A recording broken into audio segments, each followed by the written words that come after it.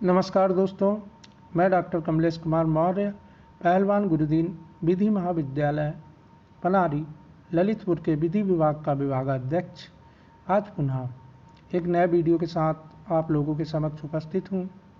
क्या आप आईपीसी और सीआरपीसी के बारे में जानते हैं?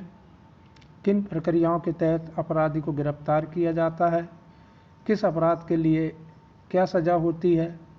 अपराधी को जेल में कितने समय के लिए रखा जाता है? जज के सामने कब पेश किया जाता है? इत्यादि। आइए इस वीडियो के माध्यम से आईपीसी और सीआरपीसी के बीच क्या अंतर होता है के बारे में अध्ययन करते हैं।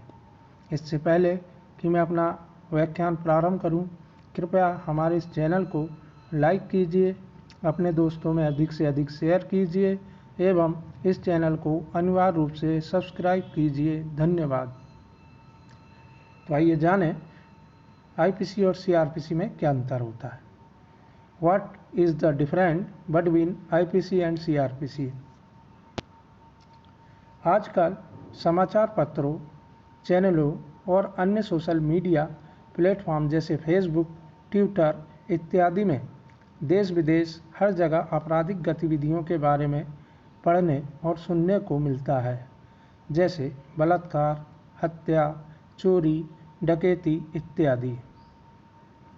इनमें कोई संदेह नहीं होता कि पीड़ितों को न्याय प्रदान करने और अपराधियों को दंडित करने के लिए हर देश ने कुछ कानून लागू किए हैं। भारत के नागरिक के रूप में देश के कानून के बारे में जानना ही महत्वपूर्ण नहीं है, बल्कि उनसे अच्छी तरह अवगत होना भी अनिवार्य है। किस किस प्रकार के कानून को किन अपराधों में लागू किया जाता है, अपराधी को क्या सज़ा दी जाती है और क्यों, ये सब जानना जरूरी है। उससे भी पहले अपराध क्या होता है वगैरह भी पता होना अनिवार्य है। तो आइए अध्ययन करते हैं भारतीय दंड संहिता, इंडियन पेनल कोड या आईपीसी और दंड प्रक्रिया संहिता, code of criminal procedure CrPC क्या होती है और इनमें क्या अंतर होता है। आईपीसी क्या है? भारतीय दंड संहिता को इंडियन पेनल कोड, भारतीय दंड विधान और उर्दू में ताज-इरात-ए-हिंद भी कहते हैं, जो कि 1860 में बना था। आपने फिल्मों में देखा होगा कि कोर्ट में जब जज सज़ा सुनाते हैं तो कहते हैं कि ताज-इरात-ए-हिंद दफ़ा 302 के तहत मौत की सज़ा दी जाती है। ये और कुछ नहीं बल्कि भारतीय दंड संहिता ही होती है और दफ़ा का मतलब धारा या सेक्शन होता है। ये धारा या सेक्शन लगातार संख्याओं को कहते हैं। आईपीसी में कुल मिलाकर 511 धाराएं या सेक्शंस और 23 चैप्टर्स यानी 23 अध्यायों में बटा हुआ है। क्या आप जानते हैं कि 1834 में पहला विधि आयोग, फर्स्ट लॉ ऑफ कमीशन बनाया गया था। इसके चेयरपर्सन लॉर्ड मैकाले थे। इन्हीं की अध्यक्षता में आईपीसी का ड्राफ्ट तैयार किया गया था। 6 अक्टूबर 1860 में यह कानून संसद में पास हुआ और 1862 में यह पूरी तरह से लागू किया गया था। यहाँ आपकी जानकारी के लिए बता दें कि विश्व का सबसे बड़ा दांडिक संग्रह यानी आईपीसी से बड़ा देश में और कोई भी दांडिक कानून नहीं है, इसलिए इसको मुख्य क्रिमिनल कोड भी कहते हैं। आईपीसी को लागू करने का मुख्य उद्देश्य था कि संपूर्ण भारत में एक ही तरह का कानून को लागू किया जा सके, ताकि अलग अलग क्षेत्रीय कानूनों की जगह एक ही कोड हो। आईपीसी कानून अपराधों के बारे में बताता है और उनमें से प्रत्येक के लिए क्या सज़ा होगी और जुर्माने की भी जानकारी देता है। सीआरपीसी क्या है? सीआरपीसी को कोड ऑफ क्रिमिनल प्रोसीजर और हिंदी में दंड प्रक्रिया संहिता कहते हैं। यह कानूनन सन 1973 में पारित हुआ और 1 अप्रैल 1974 से लागू हुआ था।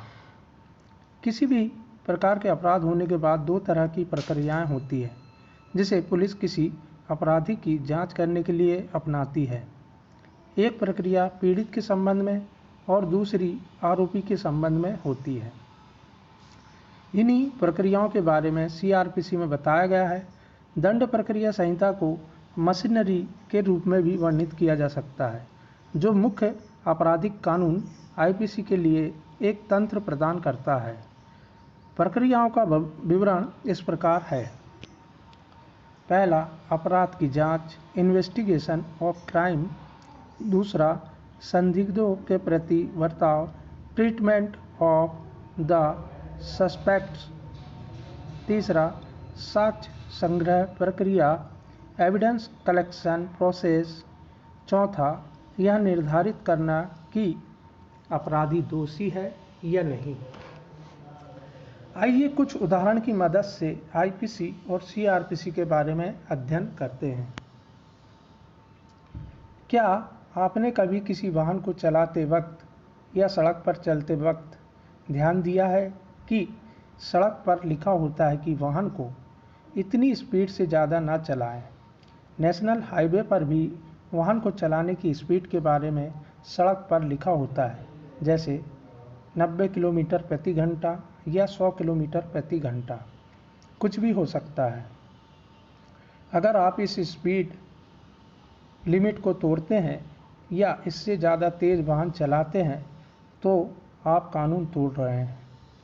यही आपको बता दें कि आईपीसी का 279 सेक्शन कहता है कि रेस ड्राइविंग या उपेक्षापूर्ण वाहन चलाने के लिए दंड का प्रावधान, यानी it is a punishable offence, और इसमें 6 महीने का कारावास या 6 महीने की सज़ा हो सकती है। आइए जानें आईपीसी और सीआरपीसी में क्या अंतर होता है। कानून को 2 हिस्से या सेगमेंट में बांटा गया है। पहला, मौलिक विधि सब्सटेंटिव लॉ। दूसरा, प्रक्रिया विधि प्रोसीजरल लॉ। मौलिक विधि और प्रक्रिया विधि को फिर से बांटा गया है सिविल कानून और दांडिक कानून। उर्दू में सिविल कानून को दीवानी विधि और दांडिक कानून को फौजदारी विधि कहा जाता है। आईपीसी मौलिक विधि सब्सटेंटिव लॉ और सीआरपीसी प्रक्रिया विधि प्रोसीजरल लॉ है। आईपीसी और सीआरपीसी कानून क्या कहते हैं? आईपीसी अपराध की परिभाषा करती है और दंड का प्रावधान बताती है, यानी it defines offences and provides punishment for it. यह विभिन्न अपराधों और उनकी सज़ा को सूचीबद्ध करता है। वहीं सीआरपीसी आपराधिक मामले के लिए किए गए प्रक्रियाओं के बारे में बताती है। इसका उद्देश्य आपराधिक प्रक्रिया से संबंधित कानून को मजबूत करना है। क्या आप जानते हैं कि अपराध क्या होता है? आइए इसको उदाहरण से समझते हैं। मान लीजिए सड़क पर 5 लोगों ने किसी आदमी को रोका और डरा धमकाकर उससे घड़ी, पैसे और चेन इत्यादि सामान ले लिया, और अखबार में खबर छपती है कि 5 लोगों ने एक आदमी को सरेआम लूटा, तो क्या ये लूट है? इसी प्रकार एक और उदाहरण देखिए कि 2 लोग किसी भी बैंक में रात में घुसते हैं और 2 करोड़ रुपए ताला तोड़कर निकाल लेते हैं, और अखबार में छपता है कि 2 लोगों ने बैंक में डकैती डाली, तो क्या ये डकैती है? हम आपको बता दें कि ये दोनों खबर गलत छपी है, ना तो वह लूट थी और ना ही डकैती। अब ये जानने के लिए कि फिर ये कौन से अपराध हुए हैं, इसके लिए आईपीसी में दिए गए अध्यायों को अध्ययन करना होगा। आईपीसी के अनुसार अगर 5 लोग कहीं मिलकर लूट करते हैं तो वह डकैती होती है, यानी उन 5 लोगों ने जो उस आदमी को रोककर उससे उसका सामान लिया तो वह डकैती थी। और दूसरे में जो 2 लोग बैंक में घुसे थे, आईपीसी के अनुसार 2 लोग कभी भी डकैती नहीं कर सकते हैं। डकैती करने के लिए कम से कम 5 लोगों का होना जरूरी है। किसी को डराना और धमकाना ये डकैती के दौरान किया जाता है। बैंक में 2 लोगों ने रात में पैसे निकाले, इसके लिए उन्होंने किसी को ना तो डराया और ना ही धमकाया, इसलिए ये डकैती ना होके चोरी है।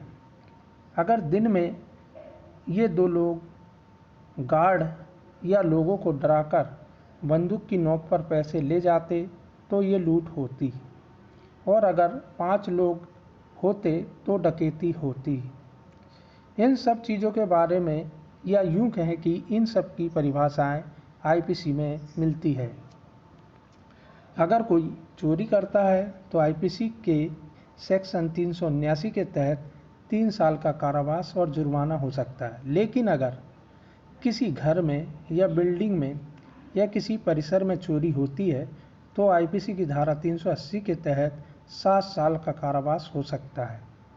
अब अपराध क्या होता है, क्या सज़ा होगी उस अपराध की, के बारे में आप जान गए होंगे, लेकिन इसके लिए क्या प्रक्रिया होनी चाहिए, यानी अपराधी कैसे गिरफ्तार किया जाएगा, सबूत इकट्ठा करना, जमानत कैसे दी जाएगी, जमानत के लिए एप्लीकेशन कहाँ दी जाएगी, आरोपी के अपराध या निर्दोषिता को निर्धारित करना, पुलिस के क्या कार्य हैं, वकील और मजिस्ट्रेट के क्या कार्य हैं, गिरफ्तारी के तरीके कैसे होंगे, गिरफ्तारी के बाद व्यक्ति जेल में कितने दिन रखा जाएगा, मजिस्ट्रेट के सामने उसको कब उपस्थित करना होगा, इत्यादि तरह की सारी बातें प्रक्रिया के अंतर्गत आती हैं और सीआरपीसी में मिलेगी।